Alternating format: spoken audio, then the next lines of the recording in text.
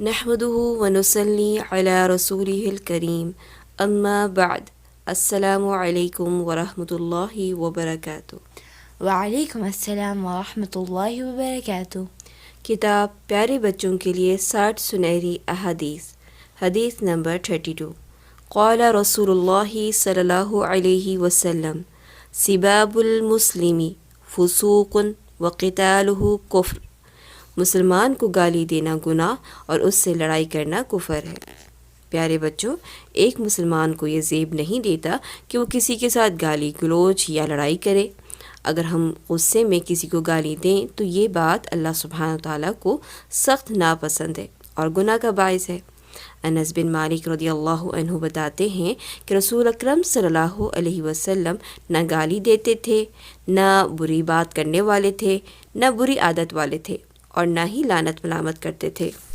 رسول اکرم صلی اللہ علیہ وسلم نے فرمایا، گالی گلوچ کرنے والے 2 آدمیوں میں سے گالی کا گناہ ان میں سے شروع کرنے والے پر ہوگا جب تک مظلوم حد سے آگے نہ بڑھ جائے۔ آپ اس حدیث کی وضاحت کر سکتی ہیں؟ جی بالکل، اس کو یوں سمجھیں کہ جیسے آصف اور سعد 2 بچے ہیں، آصف سعد کو گالی دیتا ہے، پھر کیا ہوگا کہ سعد آصف کو واپس گالی دے گا۔ سعد جب واپس گالی دے گا اور پھر دوبارہ سے آصف گالی دے گا، پھر سعد گالی دے گا، تو یہ گالی کا سلسلہ کس نے شروع کیا تھا؟ آصف۔ تو گناہ کس کو ملے گا؟ آصف کو۔ لیکن اگر ایسا ہو کہ سعد گالی دینے کے ساتھ ساتھ مارنے پہ بھی اتر آئے اور آصف کو مارے پیٹے، تو کیا ہوگا کہ سعد مظلوم نہیں رہے گا، بلکہ سعد جو ہے اب حد سے آگے بڑھ گیا ہے۔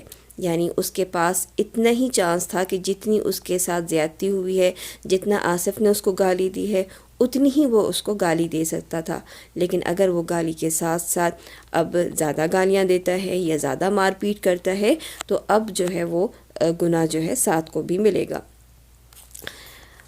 جو اپنے لیے گالی یا بد زبانی پسند نہیں کرتے، وہ دوسروں کو بھی نہیں دیتے، اور گالی یا بد زبانی کم ظرفی کی علامت ہے۔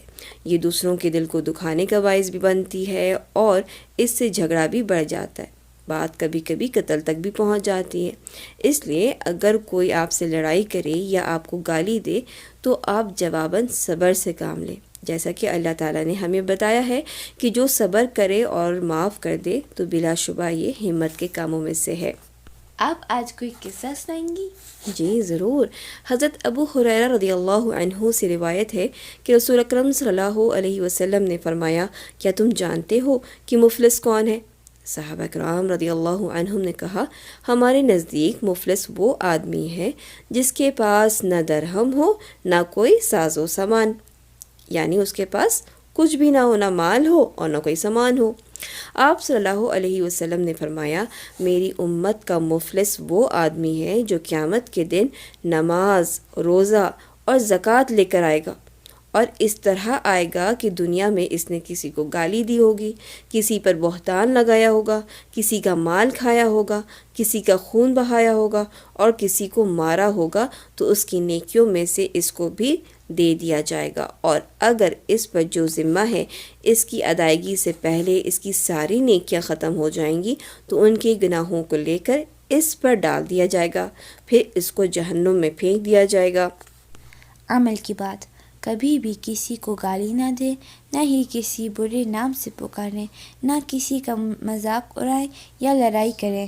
سبحانک اللہم و بحمدک، اشہد ان لا الہ الا انت، استغفرک و اتوب الیک۔ السلام علیکم ورحمۃ اللہ وبرکاتہ۔ حدیث نمبر 32۔ قال رسول اللہ صلی اللہ علیہ وسلم سباب المسلم فسوق وقتالہ کفر، سباب المسلم فسوق وقتالہ کفر، سباب المسلم فسوق وقتالہ کفر۔ رسول اللہ صلی اللہ علیہ وسلم نے فرمایا، مسلمان کو گالی دینا گناہ اور اس سے لڑائی کرنا کفر ہے۔ Trading insults with a Muslim is evildoing and fighting him is disbelief.